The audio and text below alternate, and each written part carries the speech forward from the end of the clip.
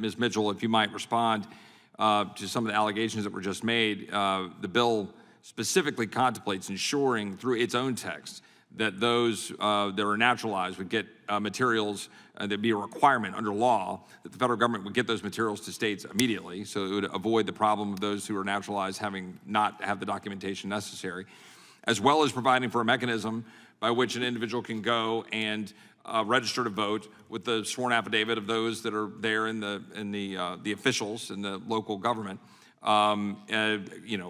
acknowledging that they've done what they need to do to present the information. In other words, we provide every means possible. Would Ms. Mitchell agree with that? Yes, Mr. Chairman, and I think that one of the things that's really important is to actually read the bill. And if you read the bill, then you will understand that there's a whole laundry list of types of documentation that can be used, and there are a couple of fail-safe follow-ups, and then there's a catch-all, which is, or any other reasonable approach that the election officials may decide. There's really no reason to make that the boogeyman. The problem is that we have a very porous voter registration system in this country, right, and we have to do something to protect the integrity of our elections. Would you agree that the construct under the SAVE Act is far less onerous than that of numerous states, including New York, Pennsylvania, and other states, in terms of what they have to do for driver's licenses, for example? Well, yes, and here's the other thing. Congress passed the Real ID law years ago, and in order to get a Real ID, you don't have to be a citizen, but you do have to provide either your citizenship data or you have to provide your paperwork showing that you're in the country legally, that you're a permanent resident with a green card.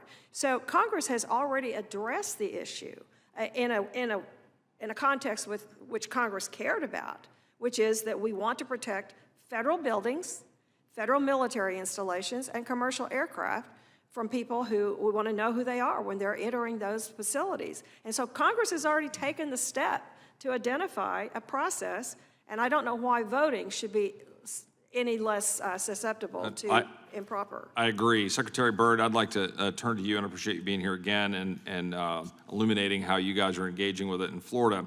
Does the Constitution give states primary jurisdiction over elections? It does, Article 1, Section 4. If the state of Florida passed a law requiring proof of citizenship to register to vote in federal elections, if they did that right now, without the SAVE Act, would you be able to enforce that law under existing law and precedent? We would not. We'd be in violation of the NVRA. And can you explain that quickly for the average viewer?